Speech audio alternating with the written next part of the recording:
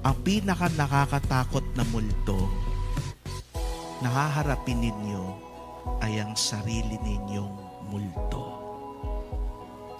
Yes, they are smiling, they look happy, but deep inside, they are broken. Pero gusto kong sabihin sa inyo, hindi kayo nag-iisa sa inyong pinagdadaanan. Anong kailangan niyong gawin?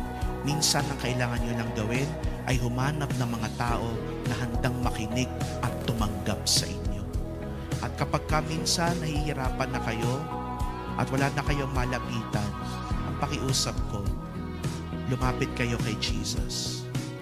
Jesus is the true friend who will truly accept you.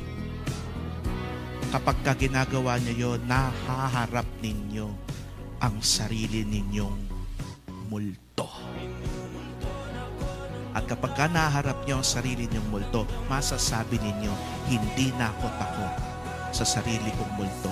Dahil ito'y parte ng aking pagkatao. This is part of who I am. And I accept kung sino man ako.